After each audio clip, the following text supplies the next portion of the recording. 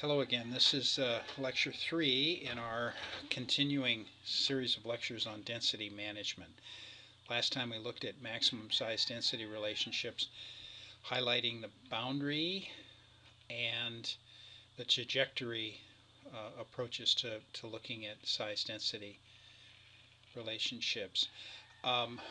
This lecture focuses on using maximum size density relationship, like the boundary line, is a reference for quantifying relative density. And the simplest way to think about this is relative density is a ratio of the actual density, like trees per acre, compared to the theoretical maximum density for a given mean size. So that's kind of the way that you can think of relative density. How close is my stand to the boundary line? And so here are some data looking at trajectories for, this is coastal Douglas fir. We've got the logarithm of trees per hectare on the x-axis and the logarithm of, in this case, mean tree volume on the y-axis. And here's the boundary line for coastal Douglas fir, and a trajectory would be, if you had started out with 2,000, a stand with 2,000 trees per hectare, trees would get bigger in size, they're increasing in mean volume, and they get somewhere in the neighborhood of that boundary line, and then self-thinning proceeds.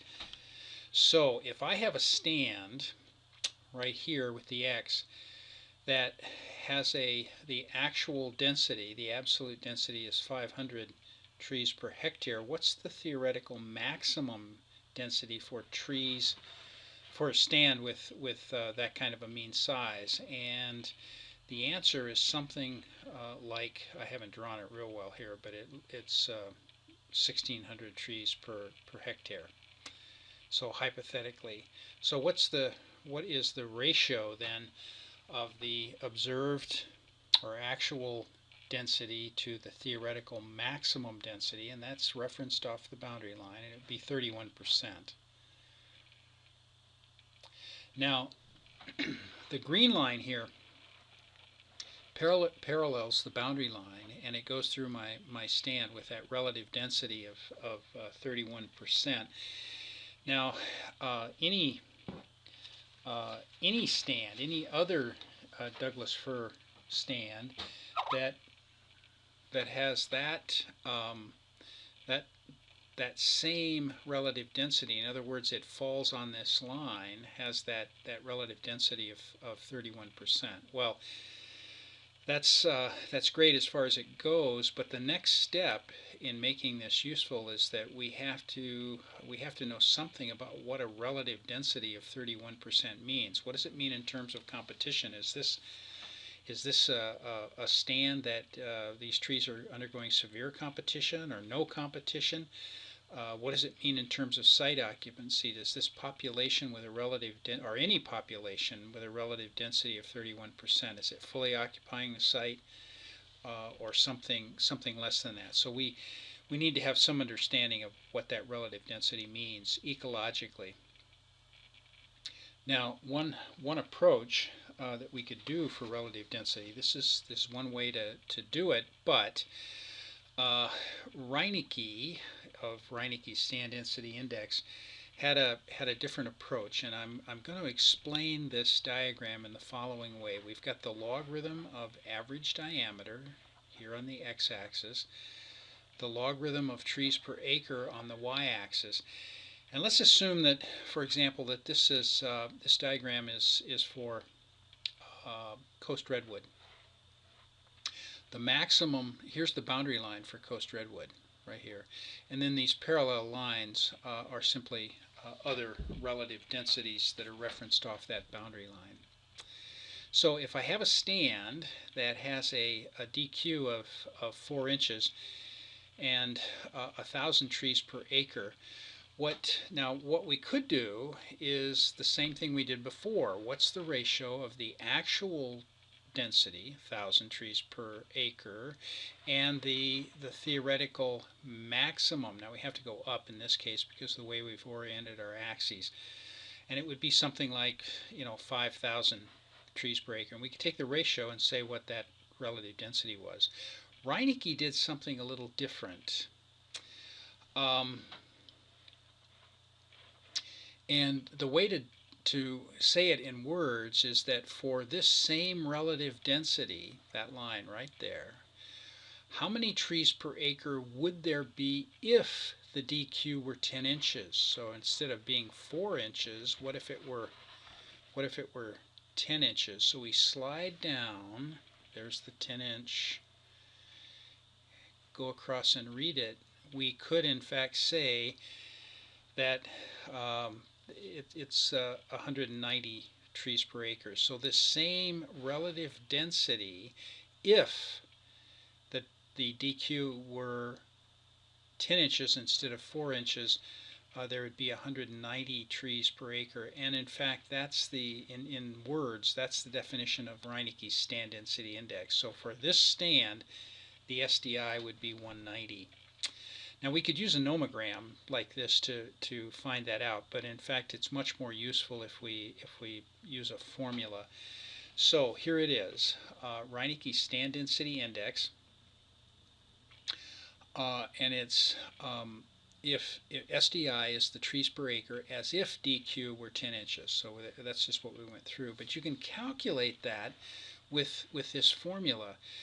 So if you look at this, there are three variables. There's the DQ, there's the actual trees per acre, and then the calculated SDI.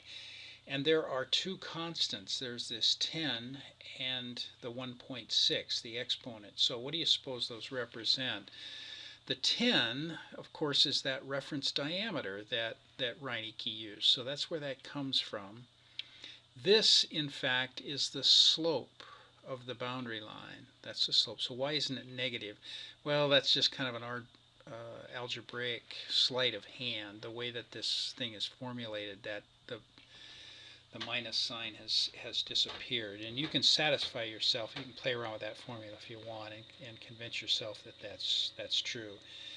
Now another thing that we're going to do, so this is for a stand. We've got the DQ, we've got the trees per acre. We just plug it into this formula and get SDI. Now another variation on this relative density that we'll do is we'll take percent stocking or percent maximum SDI, and that's the SDI that we just calculated for our stand divided by the maximum SDI for this species that we're dealing with. So this is basically the maximum size density relationship. That's the boundary line. There are other indexes that are based on size density, and here's several of them. If you were to in the most of the western United States, we use Reineke's SDI, which is what we just covered. It's easy to use. It's intuitive. You can visualize trees per acre. You can visualize an average stand diameter of 10 inches or whatever. I think on that basis, it's a convenient one, and it frankly would be my first choice, regardless of where I was in the world. However, in different parts of the country and different parts of the world, foresters use different indexes based on size density relations, and from a theoretical standpoint, they're all equally good. Okay, I want to make that clear. I'm not pushing SDI because it's theoretically more sound. That's not true. It's the same. It's just, one, it's more convenient in my view, and secondly, it's the one that we use in much of the western United States. If you were to take a job in Pennsylvania or someplace in the Northeast, for example, you might use Crown Competition Factor, which is another size density based. It uses an average crown diameter. In some places like Canada, Western Canada anyway, they use this relative density, and it's based on Druin-Fuelling, and this is based on mean volume. so mean volume and density. I'm going to skip down to this one, RD. In the Pacific Northwest, Washington and Oregon, many people use Curtis's RD, and that RD of course stands for relative density, and it's based on mean basal area and density, so another size density based index. And then the third one there, spacing as a percent of height. This is after a fellow named Wilson, and it uses average spacing, which is is a derivative of density, and height, mean height.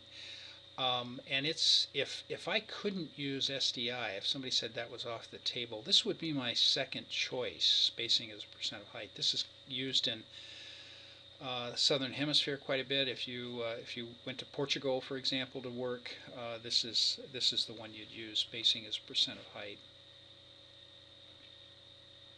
But we're going to use SDI. Now, this brings us to the end of this lecture on relative density.